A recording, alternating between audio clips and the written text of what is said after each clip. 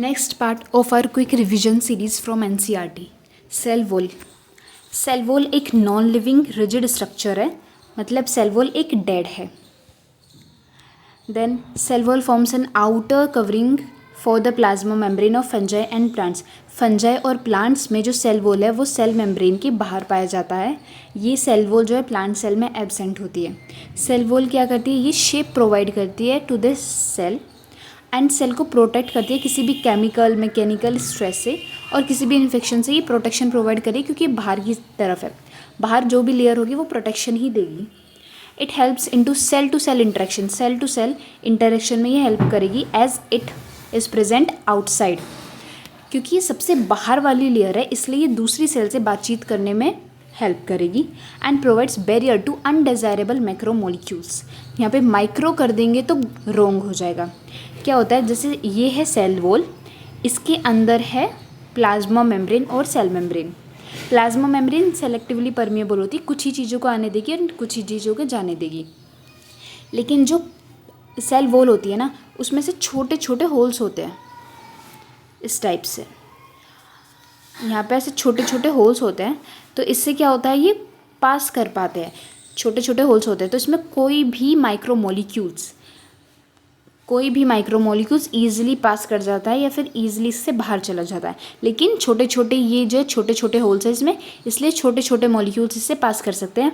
बड़े बड़े macro molecules इससे पास नहीं कर सकते और ये सेलेक्टिवली परमिएबल नहीं है. कोई भी अगर छोटा पार्टिकल है तो उसको ये ईजिली जाने देगा. एल्गी और हायर प्लांट्स, यहाँ पे सेल वॉल के बारे में दे रखा है कि इनकी सेल वॉल का कंपोजिशन क्या है. सो एल्गी की सेल वॉल का कंपोजिशन क्या है, ये बनी हुई है cellulose, galactans, mannans and minerals like calcium carbonate. Higher plants का दे रखा है cellulose, hemicellulose, pectins and proteins. ये एज इट इज़ लर्न करना है. Then cell wall of a young plant cell. जब एक सेल छोटी होती है, इमेच्योर होती है, तो उसको ग्रो करना है. तो सेल वॉल रिजिड स्ट्रक्चर है, वो तो ग्रो नहीं कर पाएगी. तो इस वजह से जो यंग प्लांट सेल होती है उसमें प्राइमरी सेल वॉल होती है जो कि which is capable for growth. देखो जैसे ये एक प्लांट सेल है, प्लांट सेल इस टाइप के कुछ दिखती है ये, और ये इसके ऊपर है क्या, सेल वॉल. ये प्लाज्मा मेम्ब्रेन हो गई और ये हो गई सेल वॉल. तो ये प्राइमरी सेल वॉल है. अभी ये यंग प्लांट सेल है तो ये प्राइमरी सेल वॉल है, ये ग्रो कर सकती है. अभी ये यहाँ पर है, फिर जब सेल थोड़ी बड़ी होगी फिर यहाँ पे हो जाएगी, फिर और यहाँ पे हो जाएगी, तो ये ग्रो कर सकती है. फिर जब सेल मैच्योर हो जाती है, ये है प्लाज्मा मेम्ब्रेन, ये है सेल वॉल. फिर जब सेल जो है मैच्योर हो जाती है तो यहाँ पे सेकेंडरी सेल वॉल बन जाती है instead of primary cell wall. Primary cell wall के अंदर जो है सेकेंडरी सेल वॉल बन जाती है और ये यहाँ पे डिग्रेड होने लगती है, यानी कि ये ख़त्म होने लगती है और इसके अंदर बन जाती है secondary cell wall. Primary cell wall धीरे धीरे ख़त्म होने लगती है जैसे सेल बड़ी होने लगती है और उसके अंदर सेकेंडरी सेल वॉल बनने लगती है. तो ये जो है डिमिनिशिंग प्राइमरी सेल वॉल है, यानी कि डिग्रेडिंग प्राइमरी सेल वॉल है, और ये फॉर्मिंग सेकेंडरी सेल वॉल है, मतलब ये बन रही है और ये ख़त्म होने लग रही है. फिर जब पूरी मैच्योर हो जाएगा तो प्राइमरी सेल वॉल उसमें ख़त्म हो जाएगी एंड सेकेंडरी सेल वॉल बन जाएगी. Secondary cell wall primary cell wall की इनसाइड बनती है, अंदर की तरफ बनती है, that is towards plasma membrane. यानी कि प्लाज्मा मेम्ब्रेन की तरफ बनी ना, आउटर साइड थोड़ी बनी, यहाँ पे नहीं बनी, यहाँ पे बनी. तो ये प्लाज्मा मेम्ब्रेन के टूवर्ड्स बनी है.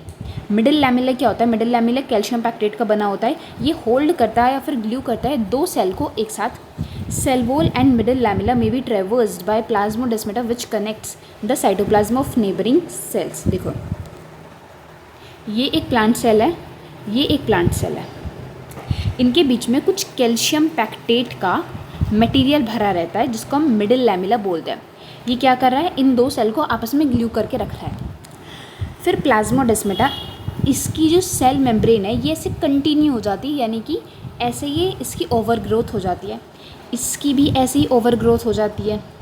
मतलब प्लाज्मा मेम्ब्रेन जो है इन दोनों की वो एक्सटेंशन शो करती है. इनकी एक्सटेंशन से बनता है एक इस टाइप का रोड लाइक स्ट्रक्चर जिसको हम प्लाज्मोडेस्माटा बोलते हैं. प्लाज्मोडेस्माटा क्या कर रहा है, इसके साइटोप्लाज्म को और इसके साइटोप्लाज्म को कनेक्ट कर रहा है. अगर कोई भी चीज़ यहाँ से यहाँ जानी तो इसके थ्रू ईजिली जा सकती है, फिर यहाँ से यहाँ जानी तो ईजिली जा सकती है. और ट्रेवर्स का मतलब होता है आर पार करना. या फिर किसी चीज़ को फाड़ के निकल जाना। तो ये है प्लाज्मोडेस्माटा, ये किस चीज़ को आर पार कर रहा है? देखो ये प्लाज्मा मेम्ब्रेन थी, ये इसके ऊपर सेल वॉल है इस टाइप के। तो ये जो प्लाज्मोडेस्माटा है ये इसी की एक्सटेंशन है। तो एक तो ये इसको मिडिल लैमेला को फाड़ के निकल रहा है, एक सेल वॉल को फाड़ के निकल रहा है। जैसे ये क्या थी, प्लाज्मा मेम्ब्रेन, इसके ऊपर ये सेल वॉल है। तो और यहाँ पे क्या है, यहाँ पे कैल्शियम पैक्टेट का बना हुआ मिडिल लैमेला है। तो इसकी एक्सटेंशन होनी है, इसको यहाँ से यहाँ तक इसके आर पार जाना है। तो किसके आर पार जाना है? एक तो इसके आर पार जाना है और एक इस चीज़ के आर पार जाना है। तो ट्रेवर्स का मतलब होता है आर पार जाना। प्लाज्मोडेस्माटा किसके आर पार होके निकलता है, फिर किसको क्रॉस करके जाता है? सेल वॉल को और मिडिल लैमेला को। Then endomembrane system. Endomembrane system क्या होता है? देखो वैसे तो हर एक मेम्ब्रेनस ऑर्गेनली इज़ डिस्टिंक्ट, हर एक मेम्ब्रेनस ऑर्गेनली अलग अलग होती है, इनके स्ट्रक्चर्स, इनके फंक्शंस अलग अलग है। लेकिन कुछ ऑर्गेनली ऐसे होते हैं जिनके फंक्शंस जो है कोऑर्डिनेटेड रहते हैं, जैसे endoplasmic reticulum, Golgi complex, lysosome and vacuole. ये चार ऑर्गेनली के जो फंक्शंस है वो कोऑर्डिनेटेड है। कैसे, ये मैं आपको आगे बताऊंगी। जैसे क्या होता है ना, एंडोप्लाज्मिक रेटिकुलम लिपिड्स और प्रोटीन्स बनाता है, फिर वो जाते हैं गोल्जी के पास, गोल्जी उनके पैकेजिंग करता है एंड जहाँ जहाँ भेजने हैं उसके ऊपर एड्रेस की वो लगा देता है, एड्रेस की बेसिकली मतलब एक स्लिप लगा देता है कि तुम्हें यहाँ पे जाना है, तुम्हें यहाँ पे जाना है। तो इस टाइप से वो उसकी पैकेजिंग करता है। लाइसोसोम क्या करता है, इसमें हाइड्रोलाइटिक एंजाइम्स प्रेजेंट होते हैं। ये किसी भी चीज़ को, जो भी वेस्ट है एक सेल के लिए या फिर जो सेल के लिए खतरा है, उसको किल करता है, उसको डाइजेस्ट करता है। वैक्यूल, इनका कोई भी अगर एक्स्ट्रा चीज़ है कोई भी, ये basically vacuole is a store house, तो इसमें कोई भी एक्स्ट्रा चीज़ें स्टोर हो जाती है। तो इन चारों के फंक्शन जो है आपस में कोऑर्डिनेटेड रहता है। एंडोप्लाज्मिक रेटिकुलम से प्रोटीन लिपिड्स बनते हैं, गोल्जी के पास जाते हैं, गोल्जी से ही लाइसोसोम फॉर्म होता है। इसमें कोई भी अगर वैसी चीज़ें जो डेंजरस है उसमें वो चीज़ डिस्ट्रॉय हो जाती है, फिर जो भी एक्स्ट्रा चीज़ बनती है वो वैक्यूल में जाके स्टोर हो जाती है। तो इन चारों के फंक्शन कोऑर्डिनेटेड है, इसलिए इन चारों को मिला के मैंने एक एंडोमेम्ब्रेन सिस्टम बोला। एंडो यानी कि इनसाइड, अंदर, सेल के अंदर मेम्ब्रेनस जो चीज़ें हैं उन्होंने अपने एक सिस्टम बना रखा है, that known as endomembrane system. अब since the functions of mitochondria, chloroplast, peroxisomes, ये इनके फंक्शंस कोऑर्डिनेटेड नहीं है, इन सब से इनके फंक्शंस मेल जोल नहीं खाते, इसलिए they are not part of endomembrane system.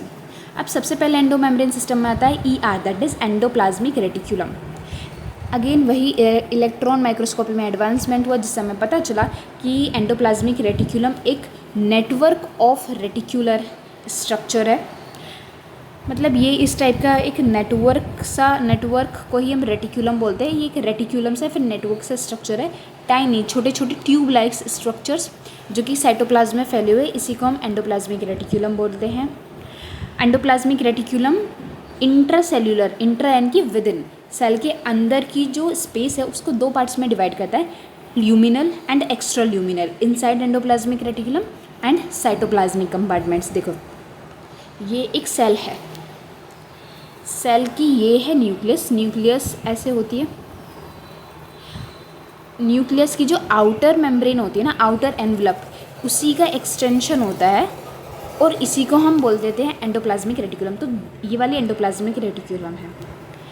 तो ये जो एंडोप्लाज्मिक रेटिकुलम है ये एक सेल के अंदर वाले पार्ट्स को दो हिस्सों में डिवाइड करा है। एक तो ये वाला जो ल्यूमिनल है, ये एंडोप्लाज्मिक रेटिकुलम का ल्यूमिनल है, यानी कि इनसाइड एंडोप्लाज्मिक रेटिकुलम है, और इसके बाहर जो भी कुछ स्पेस है वो तो दो पार्ट्स में, तो एक सेल को दो पार्ट्स में इसने डिवाइड कर दिया, एक ये वाला पार्ट और एक इसके बाहर जो भी कुछ बचा एक ये वाला part. Endoplasmic reticulum shows ribosomes attach to their outer surface. दो तरह के एंडोप्लाज्मिक रेटिकुलम होते हैं, rough endoplasmic reticulum, smooth endoplasmic reticulum.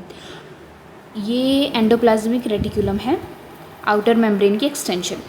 अगर इसके पास राइबोसोम्स है, अगर इसमें राइबोसोम्स है तो उसको हम बोल देंगे क्या, तो ये बन गया रफ एंडोप्लाज्मिक रेटिकुलम।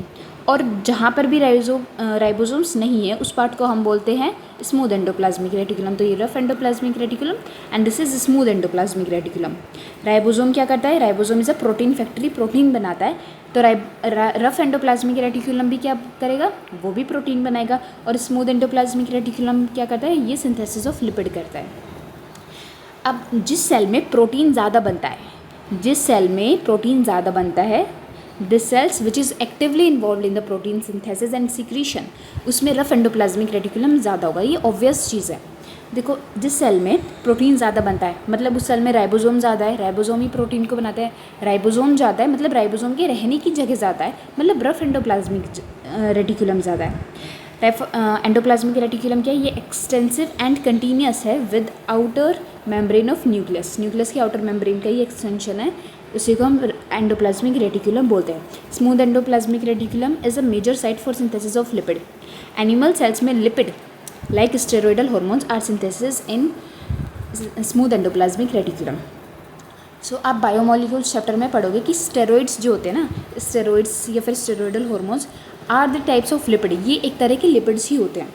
तो एनिमल सेल्स में जैसे कि स्टेरॉयडल हार्मोन, प्रोजेस्टेरोन, ईस्ट्रोजन, ये सारे स्टेरॉयडल हार्मोन्स हैं। इन सब हार्मोन्स में स्टेरॉयड मिलता है, यानी कि ये सब एक लिपिड है। तो ये कहाँ से बन रहा है? ये स्मूथ एंडोप्लाज्मिक रेटिकुलम बना रहा है। तो जैसे ओवरी क्या करती है? ईस्ट्रोजन बनाती है। तो वो जो ईस्ट्रोजन है, स्टेरॉयडल हार्मोन, वो ओवरी की सेल्स में स्मूथ एंडोप्लाज्मिक रेटिकुलम है, वो स्मूथ एंडोप्लाज्मिक रेटिकुलम उस हार्मोन को बनाती है। आई होप ये पॉइंट क्लियर हो।